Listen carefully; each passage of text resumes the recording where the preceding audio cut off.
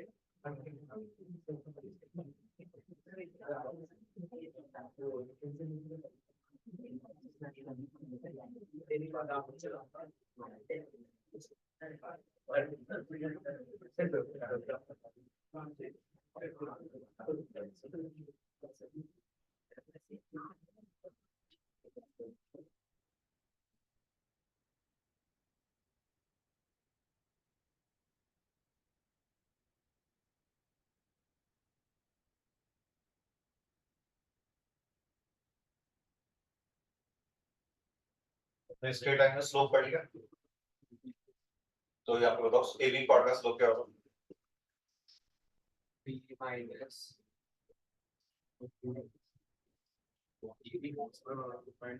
fb minus fa upon b.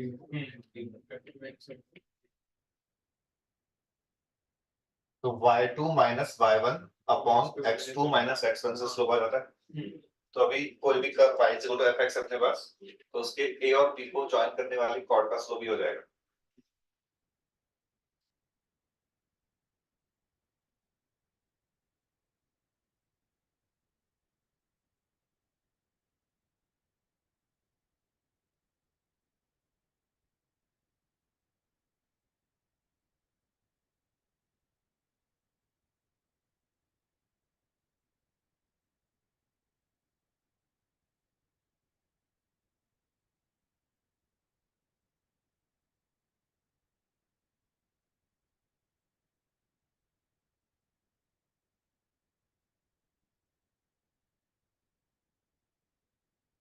कोई भी एक कॉर्ड को टेंजेंट बनाने के लिए क्या कंडीशन लगा सकते हैं? जैसे अभी हाँ, अभी तो जैसे कॉर्ड है तो ये दो डिस्टिंक्ट पॉइंट से पास कर रही है। इस कॉर्ड को अगर अपन को टेंजेंट बनाना है तो कंडीशन क्या कि ये दोनों पॉइंट अगर सेम जगह पे आ जाएंगे तो ये लाइन टेंजेंट बन जाएगी। इन दोनों पॉइंट को सेम जगह पे लाने के लिए हम ए और बी के बीच का जो डिफरेंस है वो कम कर दें। तो यानी कि हम बोल सकते हैं कि if B is approaching to A, then chord AB becomes tangent.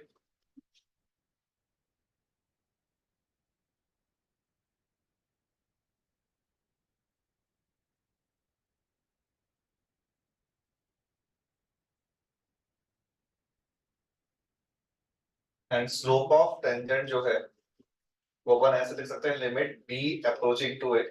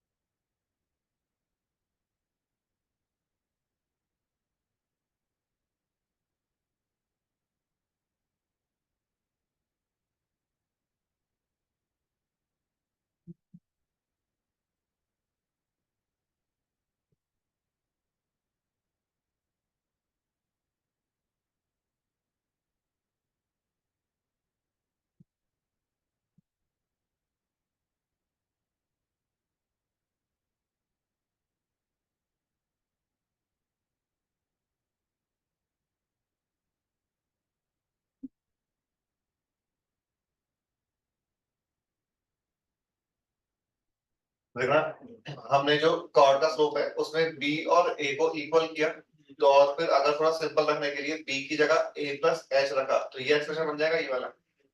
तो यहाँ भी हम लिमिट ही सॉल्व कर रहे होंगे, ठीक है।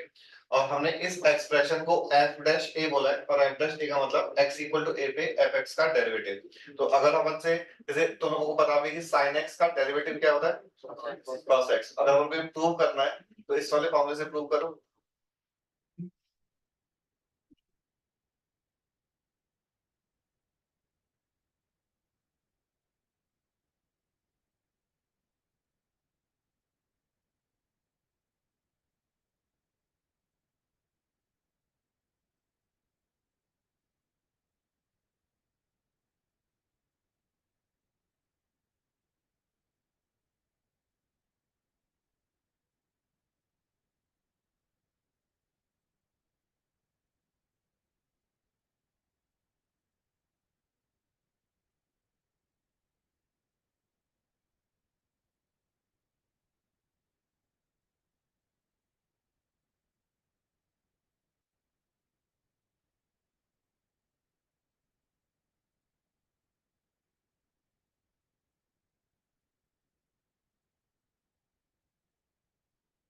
डिफरेंशिएशन का फॉर्मूला यू प्रूव करने के लिए वही यूज कर लो।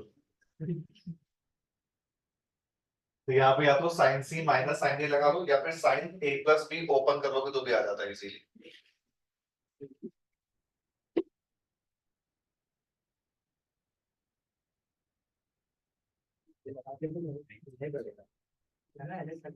नहीं, या तो sine C minus sine A लगा लो, उससे स्टैंडर्ड लिमिट आ जाता है, या फिर साइन ए प्लस बी को ओपन कर लो, sine X plus H.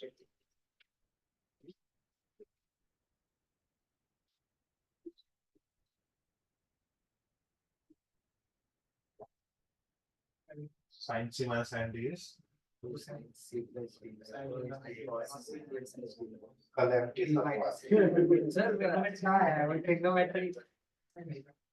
cos c plus d by 2 into sin c minus d by 2, limit as tending to 0 2 cos c plus d by 2 into sin d minus c minus d by 2।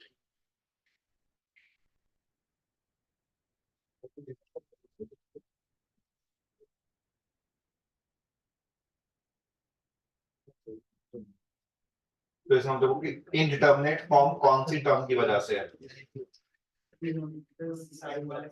Sign h by 2 और नीचे h। तो standard limit में convert करने के लिए 2 से divide और multiply करने के, तो ये वाला लिमिटिंग वैल्यू बन जाएगा। और जो एक्सप्रेशन बचा है वो सिर्फ cos of x plus h by 2 है, जिसमें h को 0 पुट करेंगे।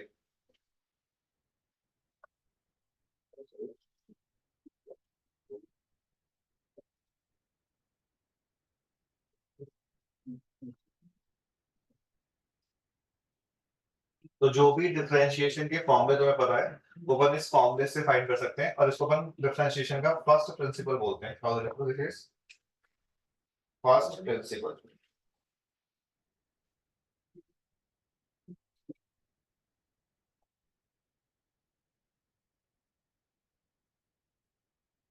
पर अभी अपन इस वाले चैप्टर में तो सिर्फ फंक्शन की डिफरेंशिएबिलिटी चेक करेंगे, फंक्शन कोई भी पर्टिकुलर पॉइंट या इंटरवल में डिफरेंशिएबल है या नहीं। जो डिफरेंशिएबिलिटी के फॉर्मूले को यूज करने वाला एप्लीकेशन है वो इसके बाद वाला जो चैप्टर है मेथड्स ऑफ डिफरेंशिएशन, उसमें आएगा। तो एक बेसिक सा क्वेश्चन लेके, अच्छा नहीं लेकिन अभी पहले तो डिफरेंशिएबिलिटी अडपन, ये तो अपना हो गया बेसिक फॉर्मूला।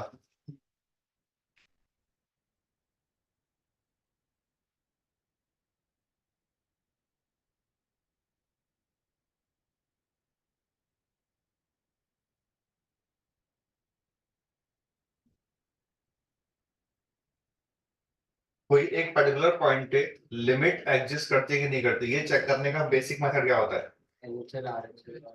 LHL RHL दोनों फाइनाइट और इक्वल होने चाहिए तो लिमिट एग्जिस्ट करती है, ठीक है। सेकंड क्वेश्चन कि कोई एक पर्टिकुलर पॉइंट पे फंक्शन कंटीन्यूअस है या नहीं है, ये चेक करने का मेथड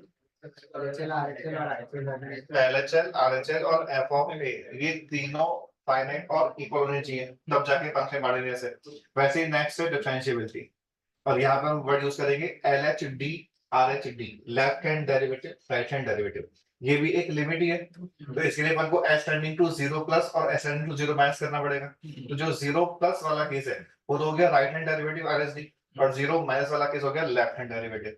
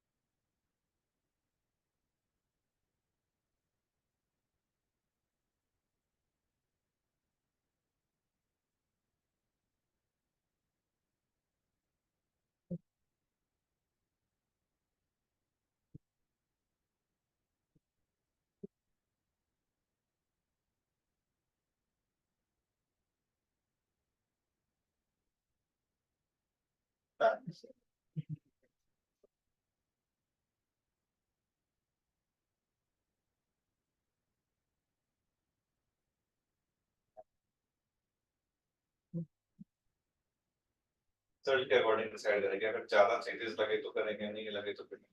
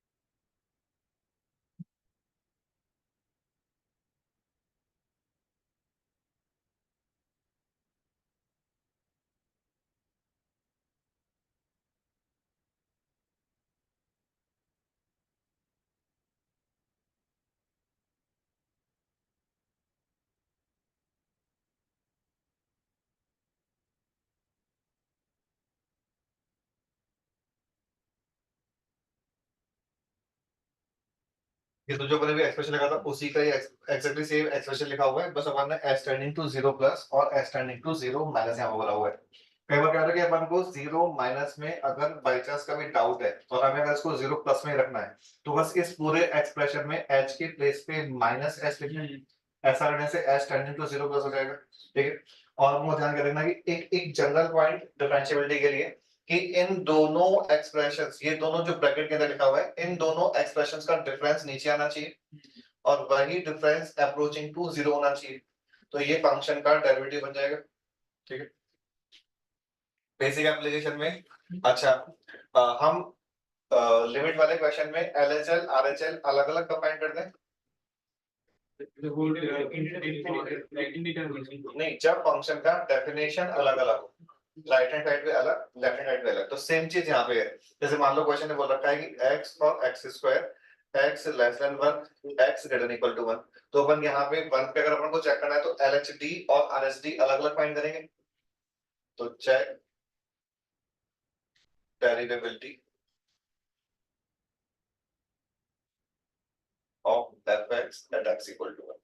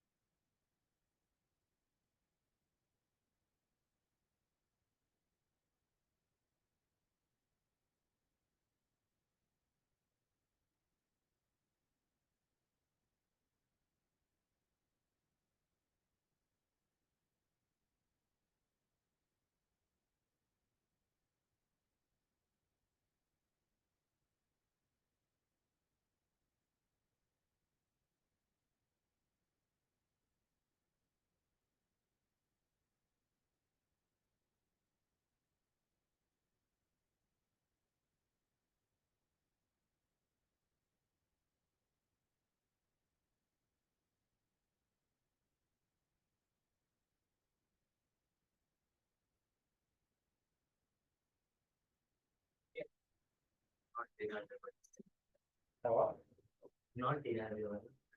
Not applicable, हाँ फंक्शन कोऑर्डिनेट आता है वो डिफरेंशियल नहीं आता। आरएसटी फाइंड करने के लिए अपन ये वाला डेफिनेशन यूज करेंगे, f of 1 plus h h greater h tending to 0 plus के लिए दोनों में से कौन सा डेफिनेशन x का x स्क्वायर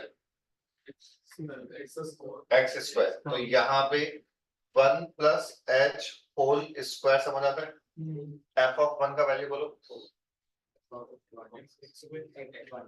1, और ये आया है सेकंड वाली डेफिनेशन से अपॉन h, तो अब ये एक लिमिट का नॉर्मल सा क्वेश्चन हो गया। देखो इसकी लिमिट वैल्यू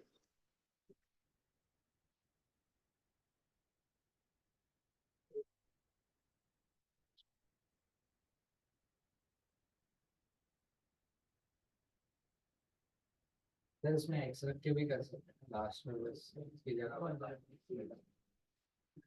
यहाँ पे आप बट फिर यहाँ पे क्या लिखोगे fx x plus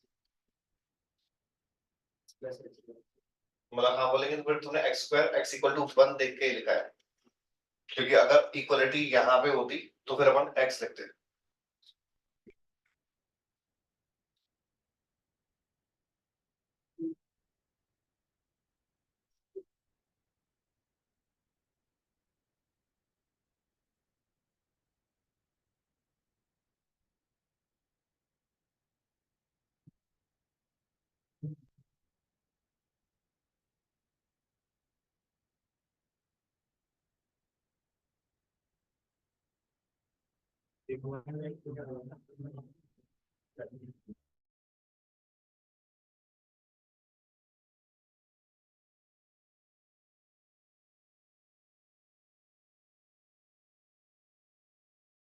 basically again अपन ने ये लिखा, अब यहाँ पे देखो कई बार बस हमें बस x वजह का ध्यान रखना है कि दिखने में तो ये 1 प्लस लिखा हुआ है, लेकिन एक्चुअली ये 1 से छोटा है, ये नंबर लेस देन 1 है 1 प्लस h, तो लेस देन 1 वाले केस में ये डेफिनेशन यूज रहेगी, तो इसको हम लिखेंगे तो ये सिंपली 1 प्लस h रह गया।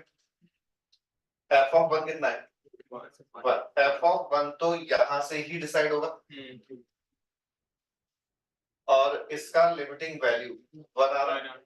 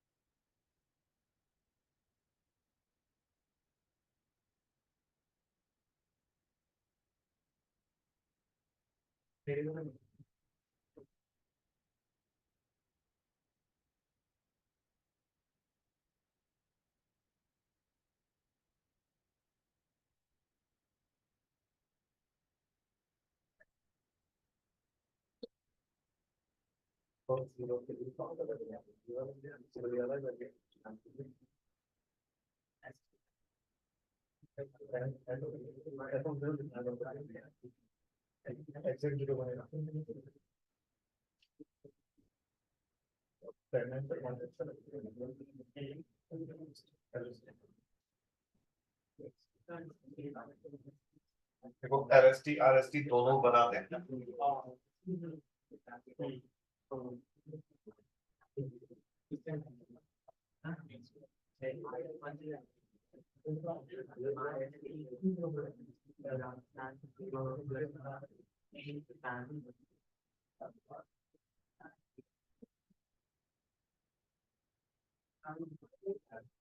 एफ ऑफ जीरो कितना है? जीरो है, और ये एफ ऑफ जीरो 10x वाली डेफिनेशन से आया।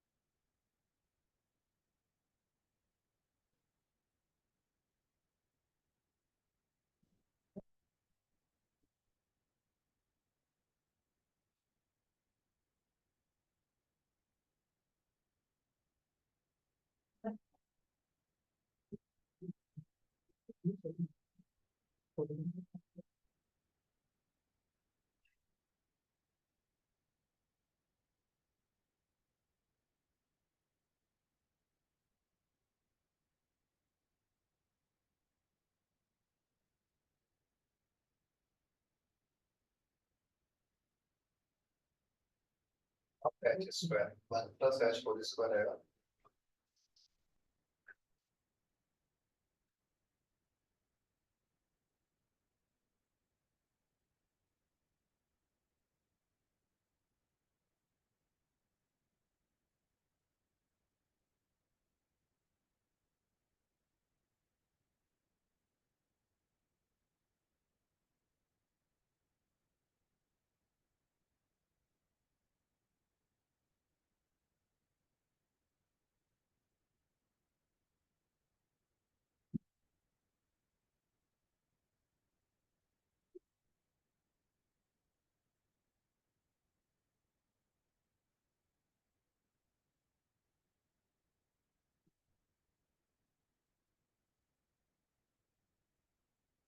LSD में तो एग्जैक्टली यही आ जाएगा। ट्रांसफॉर्मेशन सेम ही था। LSD में यहाँ पे 2x है तो 2 टाइम्स 1 प्लस h माइनस, अच्छा ये नंबर अभी क्या आएगा? f ऑफ, देखो f ऑफ 1 तो अभी भी इसी डेफिनेशन से ही आएगा। ठीक है, तो यहाँ पे 1 से मतलब 2 नहीं आएगा। जब ये लिखोगे नेक्स्ट स्टेप में तो ये बन जाता है limit h tending to 0 minus, और ये 1 प्लस 2h अपॉन h। अभी तक क्लियर है इसका लिमिटिंग वैल्यू?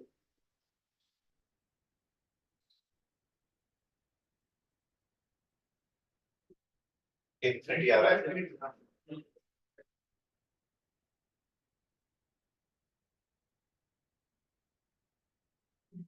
अगर लिमिट डिफाइंड नहीं है इसका मतलब कि लिमिट एग्जिस्ट नहीं करेगा, तो फंक्शन नॉन डिफरेंशिएबल हो गया x इक्वल टू 1 पे।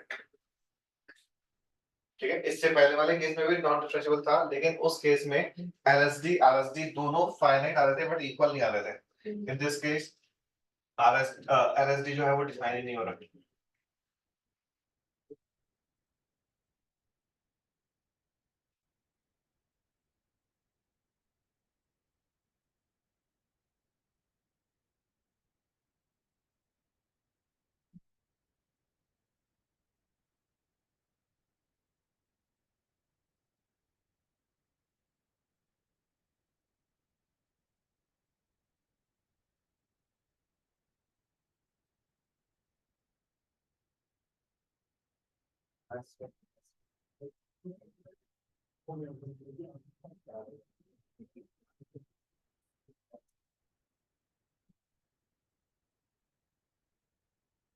ये नोट किया था मैंने। तो अभी जो अपना सबसे लास्ट वाला क्वेश्चन है, इसमें अपन ये चेक कर ले कि फंक्शन नॉन डिफरेंशिएबल है एट x इक्वल टू 1। इस फंक्शन की कंटिन्यूटी बताओ, x इक्वल टू 1 पे कंटीन्यूअस है कि नहीं है। वो तो फंक्शन को देख के समझ आ जाएगा। क्यों डिसकंटिन्यूअस, एलएचएल कितना आ रहा है, एलएचएल कितना आ रहा है।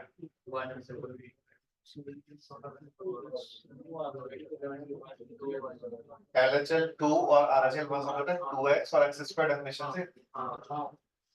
अपन क्वांटिटी तो यहाँ पे डायरेक्टली फाइंड कर सकते हैं बिना पेन चलाए, और उसके लिए अपन ने एलएचएल के लिए 2x और आरएचएल के लिए x स्क्वायर डेफिनेशन का यूज किया। ठीक है, उससे जो पहले वाला क्वेश्चन है 10x वाला, ये वाला फंक्शन कंटीन्यूअस है कि नहीं है। ये एलएचएल आरएचएल दोनों 0 आ रहे हैं, और इसके पहले वाले क्वेश्चन में यहाँ पे 2 नहीं था, तो ये वाला फंक्शन कंटीन्यूअस है कि नहीं। ये है। तो अभी तो अपन ने इन तीनों फंक्शंस की कंटिन्यूटी इजीली चेक कर ली, बट मान लो कभी कोई दूसरा कॉम्प्लिकेटेड सा एक्सप्रेशन होगा और उसमें अपन को क्वांटिटी चेक करने में अलग से कुछ लिखना पड़ता, तो उसके अपन ये भी कर सकते हैं कि अगर हमने डिफरेंशिएबिलिटी चेक कर ली, जैसे यहाँ पे है, तो इन दिस केस एलएचडी और आरएचडी दोनों फाइनाइट आ रहे हैं। इन दिस केस तो इक्वल भी है, इसलिए फंक्शन डिफरेंशिएबल हो गया। बट अगर सिर्फ फाइनाइट होंगे, इक्वल हो या नहीं हो, अगर एलएचडी और आरएचडी दोनों फाइनाइट है, तो function definitely x equal to a पे कंटीन्यूअस होगा। In this case LSD RSD दोनों फाइनाइट नहीं आ रहे, तो function x equal to a पे कंटीन्यूअस नहीं आ रहा है। ठीक है, बट अगर फंक्शन का x इक्वल टू a पे हम सिर्फ एलएसडी और आरएसडी फाइंड करें, एलएचएल और आरएचएल फाइंड नहीं करें, तो भी हम फंक्शन की कंटिन्यूटी पे कमेंट कर सकते हैं। तो इसलिए हम नोट में लिख लेते हैं, नोट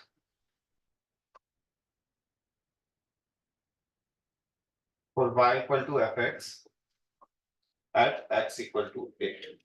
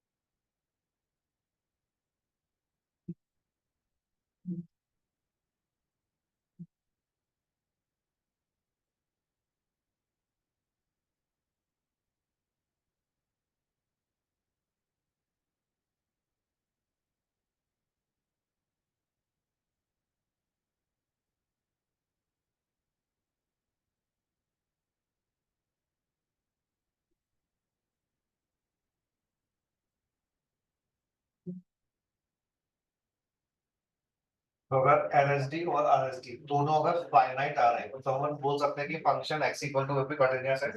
बट अगर at least one of them is infinite तो अपन फिर कंटिन्यूटी में कमेंट नहीं कर सकते, वो अपन को अलग से चेक करना पड़ेगा। लेकिन डिफरेंशिएबिलिटी के लिए बोल सकते हैं कि फंक्शन नॉन डेरिवेबल है, ठीक है। और अगर एलएसडी आरएसडी दोनों फाइनाइट आ रहे हैं तो हमने फंक्शन को कंटीन्यूअस बोला क्यों है, क्योंकि हमारे जैसे डेफिनेशन है कि हम चाहे एलएसडी फाइंड करें या आरएसडी फाइंड करें तो limit x tending to 0 f of a plus h minus f of a upon h।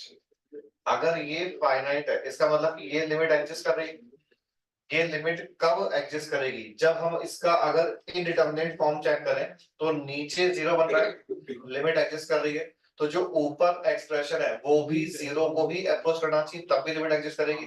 तो यहां से we can conclude that limit s tending to 0 f of a plus h minus f of a 0, ठीक है। इसका मतलब क्या हो गया, नेक्स्ट स्टेप में limit s tending to 0 f of a plus h is equal to f of a। तो limiting value और एग्जैक्ट वैल्यू इक्वल आ गई। इसका मतलब कि function x equal to a पे कंटीन्यूअस फंक्शन हो गया। LHL RHL और एग्जैक्ट वैल्यू फंक्शन का जो है वो अगर इक्वल है तो function x equal to a पे कंटीन्यूअस है।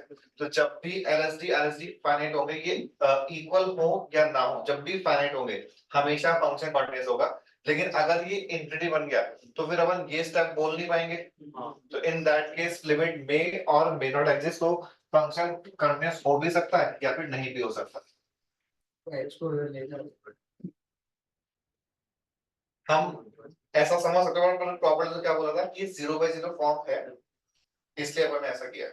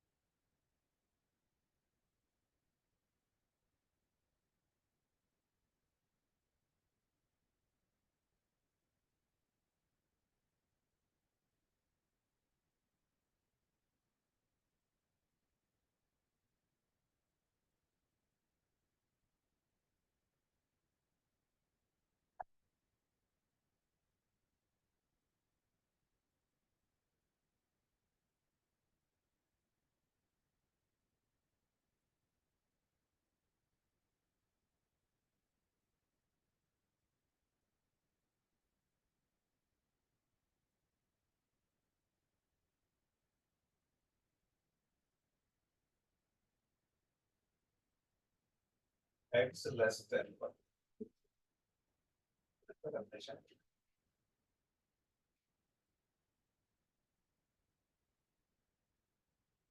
यहाँ पे 2 कर लो।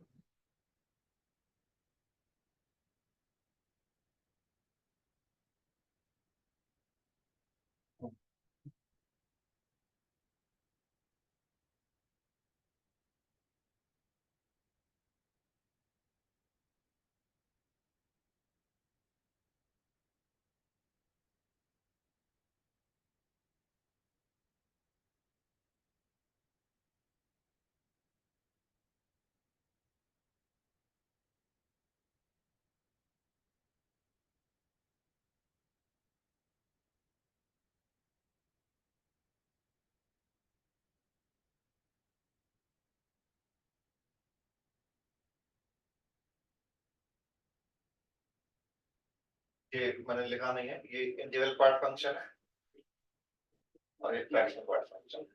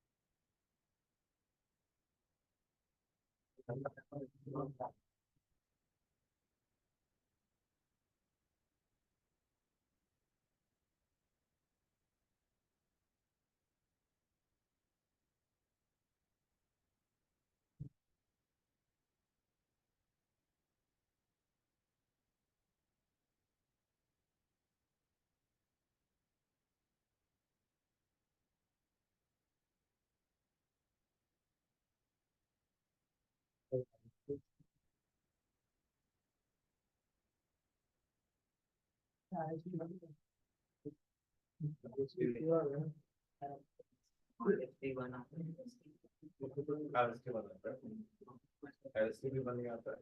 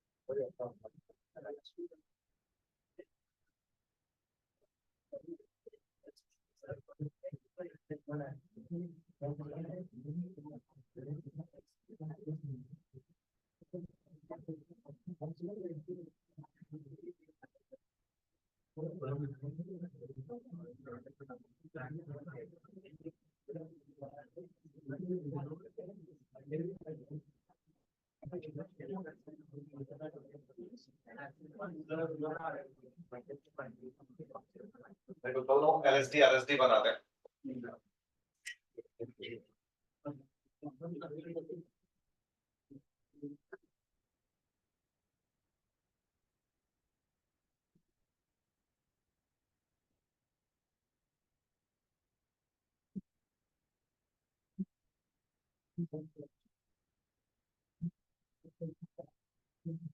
तो ये समझ आता है।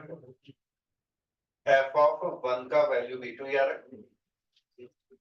यार तो कैंसिल हो जाएगा। Fractional part of one plus H को हम simply fractional part of H लिख सकते हैं और फ्रैक्शनल पार्ट ऑफ एच को सिंपल एच भी लिख सकते हैं क्योंकि H tending to zero plus है।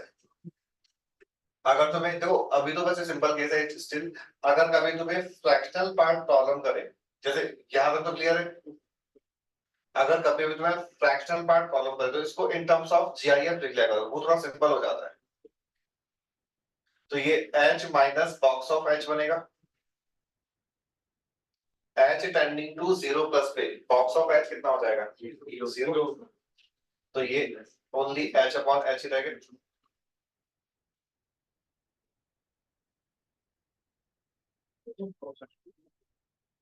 f ऑफ वन का वैल्यू एग्जैक्टली वन का गुड एग्जैक्टली वन। तो फ्रैक्शन पार्ट ऑफ वन तो जीरो हो जाएगा।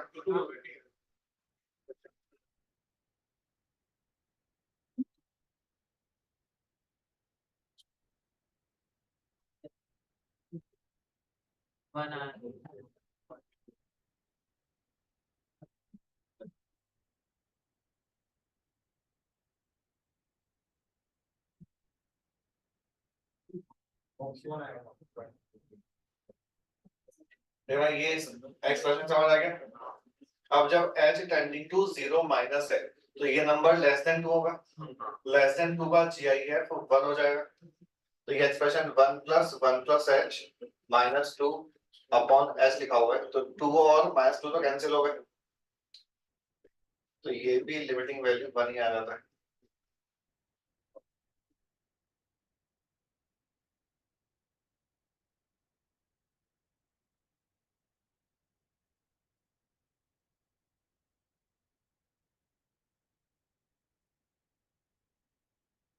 ये कॉन्टिन्यूअस और डिफरेंशिएबल दोनों है।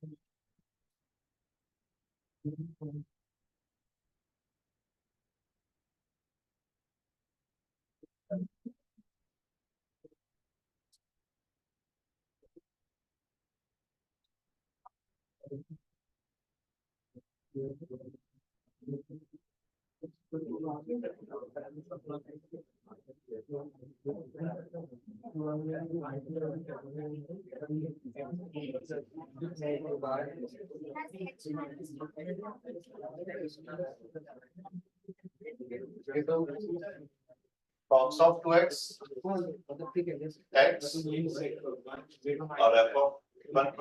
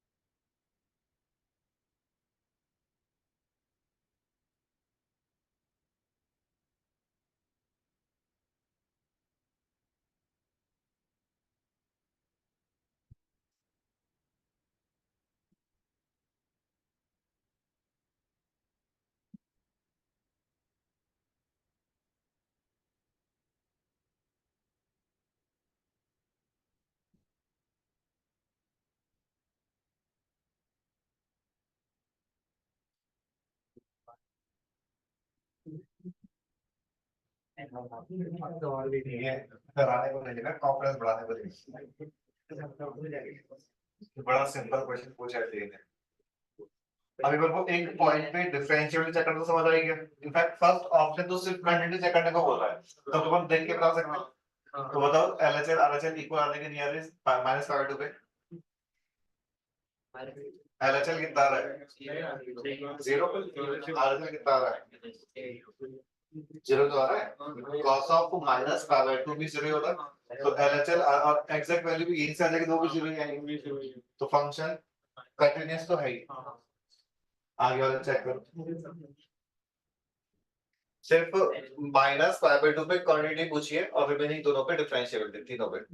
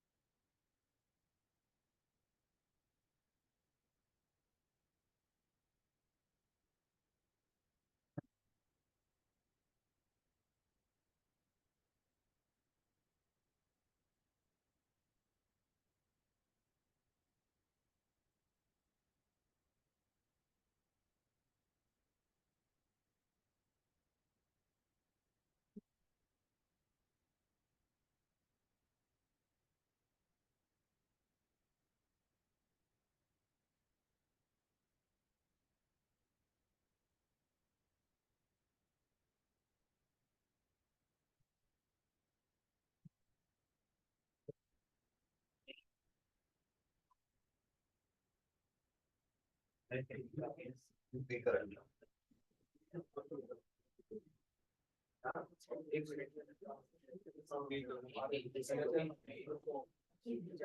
सर बीबी है वन बाय सीरीज ये तो ये का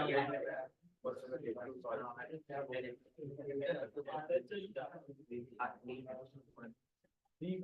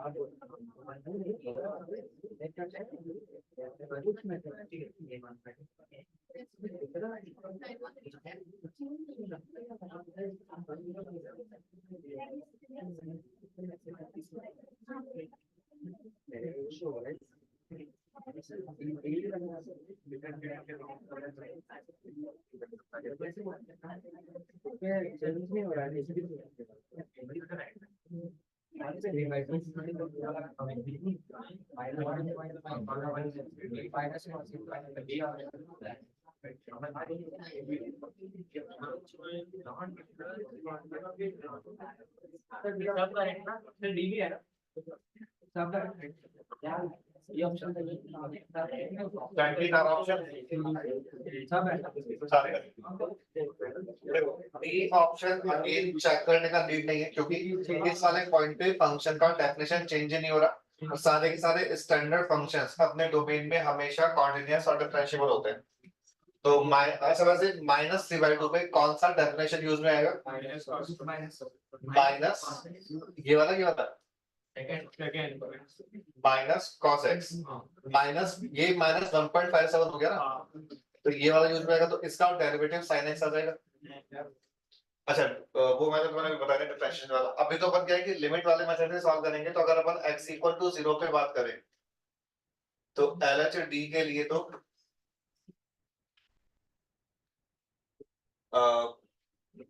माइनस कॉस h और f ऑफ 0 कितना है 1 माइनस 1। तो ये समझ आ गया इसका limiting value 1 minus cos h is 2 sin square h by 2, तो लिमिटिंग वैल्यू इसका 0 आ जाएगा। जबकि RHD की बात करें तो नीचे वाला डेफिनेशन से h minus 1 plus 1 upon h 1 आ जाएगा।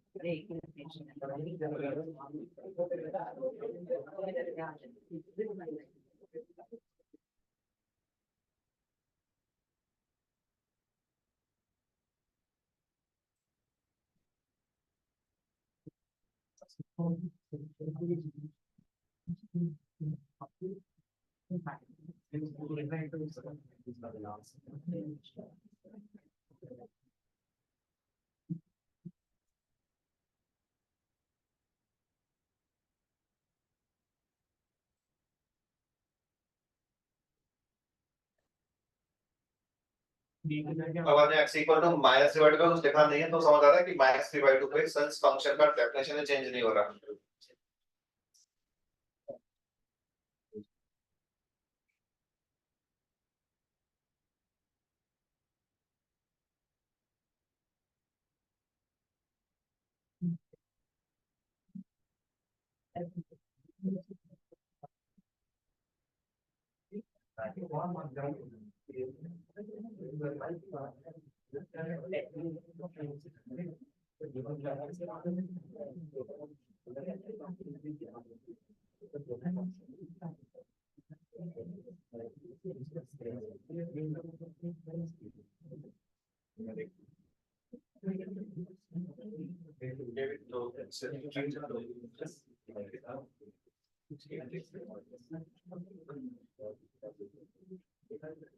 लिमिट का तो टेस्ट हो गया था टी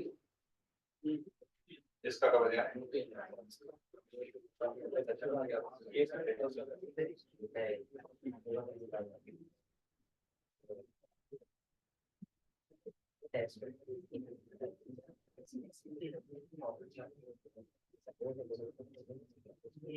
सबने लिखा क्या पूरा? अब देखो ये वाला क्वेश्चन जेई एडवांस में आया हुआ है 2011 में। क्वेश्चन तो बड़ा ही सिंपल सा है, बट जैसे अगर अपन एग्जाम के पॉइंट से सोचें तो अगर अपन को ये सारा लिखना भी है तो थोड़ा सा टाइम लग सकता है। ये मैंने यहाँ पे सब जगह लिमिट की फॉर्म में एक्सप्रेशंस लिखे हुए हैं, ठीक है, तो थोड़ा सा टाइम सेव करने के पर्पज से है ही नहीं। मतलब मुझे 20 देखने के बाद उसमें एलसीडी 0 लिखा। अच्छा तो ये चेंज हो जाएगा। हाँ तो देखो टाइम सेव करने के बाद अपन क्या कर सकते हैं कि सबसे पहले हमने अभी डिस्कस भी किया था कि फंक्शन इस टाइप के क्वेश्चन में फंक्शन की कंटिन्यूटी तो अपन बिना पेन चलाए चेक कर सकते हैं।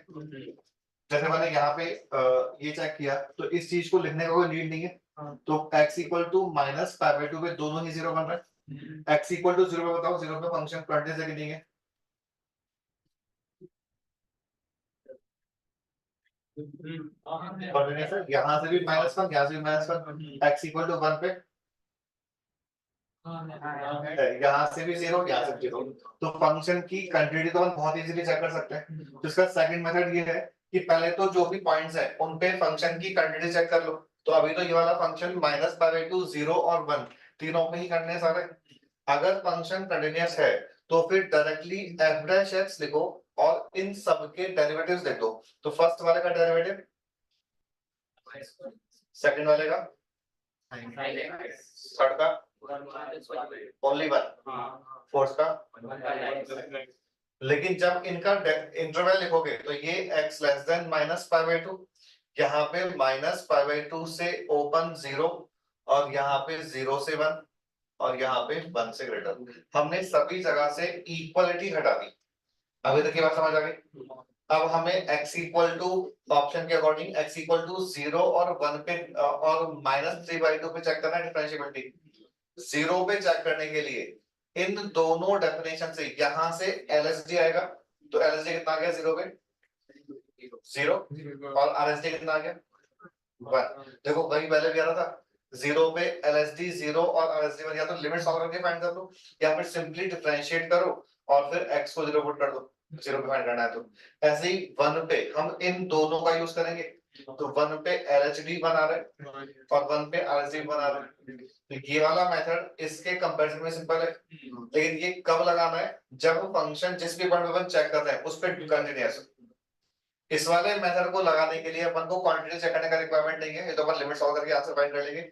यहाँ तो क्या कि अपन अगर एलएसडी आरएसडी फाइंड कर रहे हैं और वो फाइनाइट आ रहे हैं तो यहाँ से कमेंट कर सकते हैं कि फंक्शन कंटीन्यूअस होगा, ठीक है। लेकिन इस मेथड को लगाने के लिए पहले हमें क्वांटिटी चेक करनी है और उसके बाद डिफरेंशिएट करके left hand derivative right hand derivative according to definition अपन को फाइंड करना है। तो ये वाला मतलब हम नोट कर लेते हैं। तो एक बार वहां तक सारा लिख लो और फिर नोट में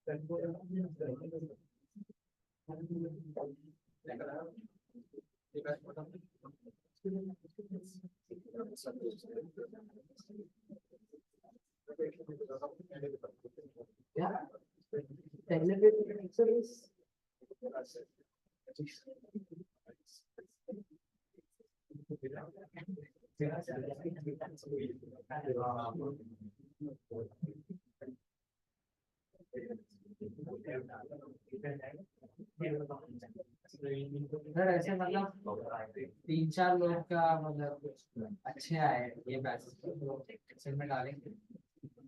कितने अच्छे हैं नहीं तो वो उसे रेटिंग होगा ना वो तो और वो कैसे आते हैं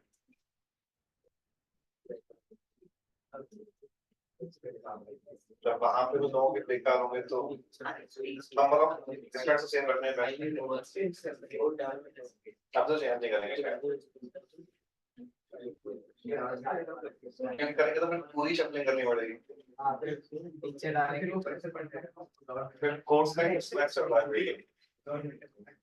सबका क्वेश्चन भी अलग चल रहा है। हाँ वो थोड़ा सा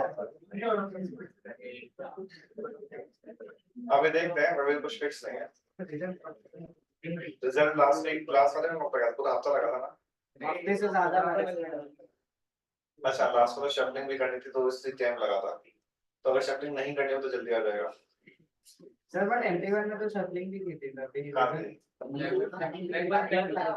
बीच में बैरियर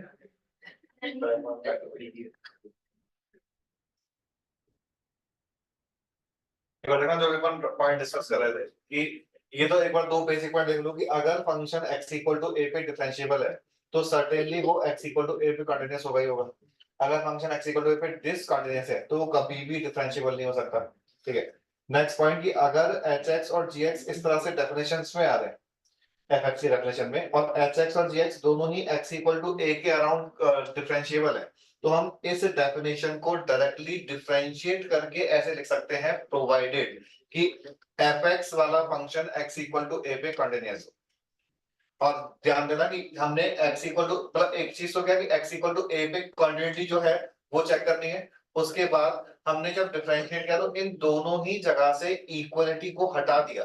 हम अभी x इक्वल टू a की a वाले पॉइंट पे fx की डिफरेंशिएबिलिटी पे कमेंट नहीं कर रहे हैं। उसमें कमेंट कैसे करेंगे, केवल अब वही LHS से फाइंड करेंगे, लेकिन अब LHD और RHD लिमिट सॉल्व करने की जगह इन डेफिनेशंस में directly x equal to a put करके फाइंड कर सकते हैं। और अगर ये दोनों नंबर्स वही सेम की फाइनाइट और इक्वल आ गए तो फिर ये वाला फंक्शन fx जो है वो x इक्वल टू a पे भी डिफरेंशिएबल हो जाएगा। अगर दोनों इक्वल नहीं आते हैं या फिर कोई भी एक इनफिनिटी बनता है तो function x equal to a पे नॉन डिफरेंशिएबल हो जाएगा। तो यहाँ पे बस ये कि अपन को लिमिट सॉल्व नहीं करनी है और डिफरेंशिएट करना है, और डिफरेंशिएट करना रिलेटिवली सिंपल होता है, बट अगेन डिपेंड करता है एक्सप्रेशन पे। जैसे कि मान लो ऐसे कोई केस है fx is equal to X square tan inverse 1/x और 3x square plus 5x cube.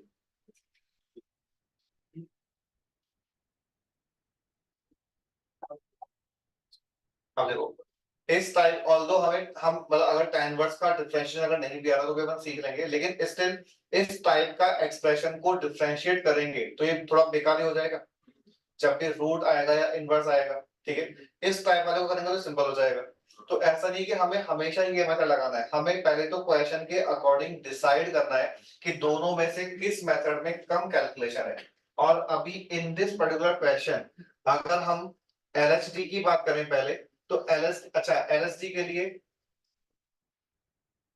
अगर हम वन साइडेड कंटिन्यूटी चेक करें तो इसका एलएचएल जीरो समझ आता है, एग्जैक्ट वैल्यू जीरो समझ आती है, और आरएचएल यहाँ से आएगा वो अपन बाद में सॉल्व कर लेंगे। बट अभी तो एलएचएल और आर मैं लिख देता हूँ कि सिंस एलएचएल और एग्जैक्ट वैल्यू इक्वल है तो फंक्शन लेफ्ट साइड से तो कंटीन्यूअस है। ठीक है, इस केस में हम ये वाला पॉइंट यूज कर सकते हैं ओनली लेफ्ट साइड के लिए। तो एफ डैश एक्स क्या हो जाएगा 6x plus 15x square when x is less than 0। तो यहाँ से LHD का वैल्यू 0 आएगा। तो हमने LHD तो क्या है फंक्शन को डिफरेंशिएट करके फाइंड कर लिया। हम RHD भी फंक्शन को डिफरेंशिएट करके फाइंड कर सकते हैं, लेकिन इसको जब डिफरेंशिएट करोगे तो एक तो प्रोडक्ट रूल लगेगा और दूसरा tan इनवर्स का डेरिवेटिव और थर्ड 1 अपॉन x का डेरिवेटिव आएगा, चेन रूल भी लगेगा। तो बजाय उस मेथड से जाने के, ऑल्दो जा सकते हैं लेकिन बजाय उस मेथड के जाने के हम RHD को लिमिट सॉल्व करके फाइंड कर लेंगे तो ज्यादा सिंपल पड़ेगा। तो देखना लिमिट सॉल्व करने वाले मेथड में तुम्हें किसका लिमिट सॉल्व करना है, ये समझ आता है? बताओ लिमिटिंग वैल्यू इसका। देखो ये एक्सप्रेशन एक h को कैंसिल करने के बाद h tan inverse 1 upon h ही रहेगा। h को जब 0 पुट करोगे तो ये 0, ये tan इनवर्स कितना इंफिनिटी, वो कितना होता है पाई। तो 0 इंटू फाइनाइट 0 ही हो जाएगा।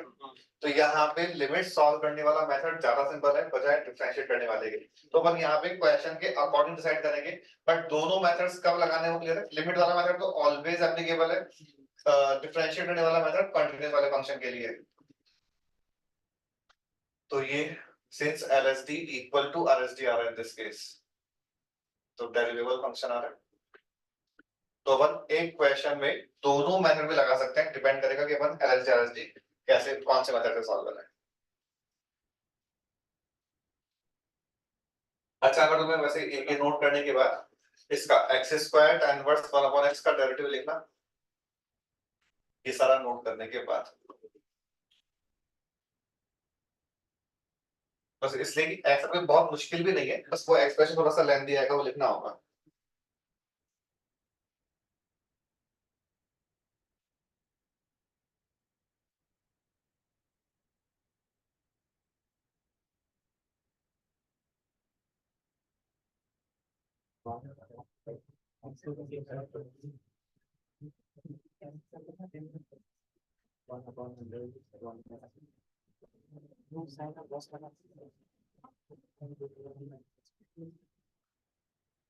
tan inverse x square 1 upon x. 1 by 1 plus x square. tan inverse x का 1 upon 1 plus x स्क्वायर।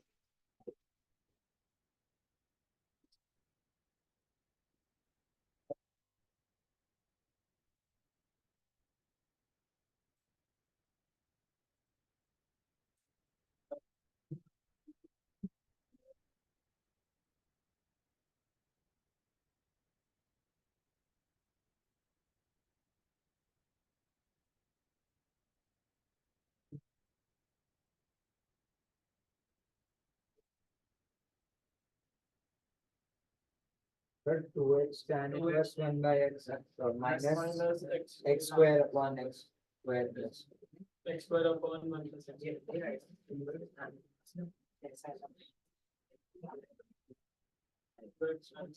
बीच में माइनस साइन। हाँ माइनस x square into 1 अब तो भाई इसमें x को जो पुट करना तो पुट नहीं कर सकते, आगे लिमिट सॉल्व करनी पड़ेगी। बताओ लिमिट सिंपल ही बनती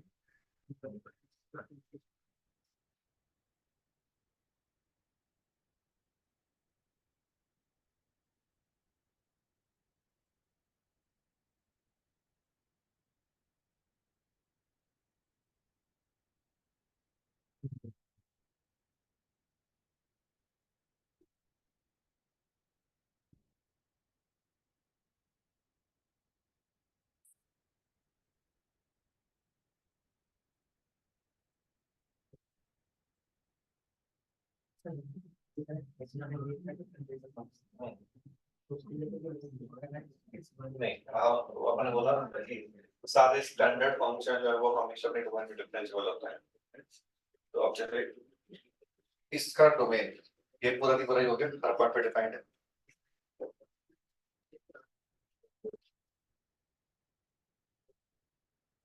तो देखो इसका derivative 2x tan inverse 1 upon x minus x square upon 1 plus x square हो जाता है। x square का 2x ये as it is, फिर x square as it is, tan inverse 1 upon x का derivative 1 upon 1 plus 1 upon x square और फिर 1 upon x का derivative minus 1 upon x square। ये हम 1 upon 1 plus 1 upon x square minus 1 upon x square ये बोल के लिखा है।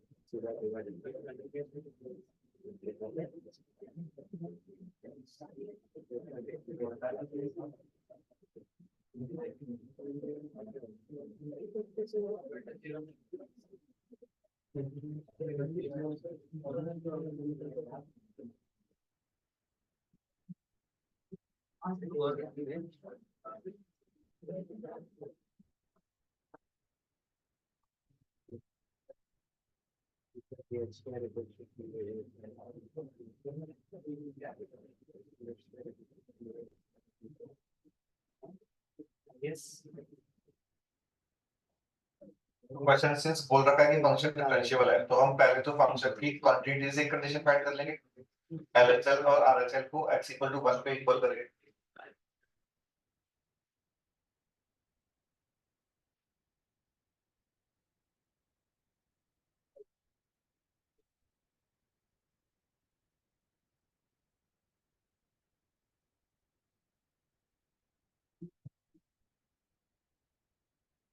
तो कोई इनडिटरमिनेट फॉर्म ही नहीं है, तो डायरेक्टली x को 1 पुट कर सकते हैं।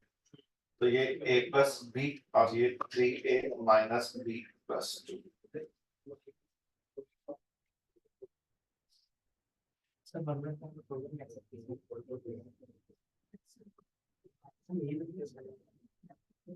तो b minus a equal to बना रहा है।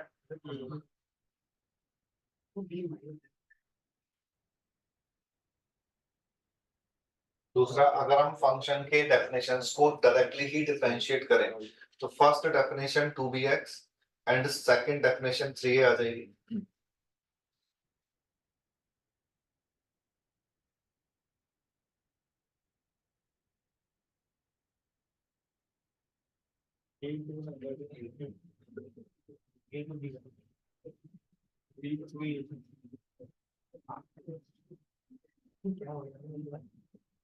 तो second equation 2b equal to 3a।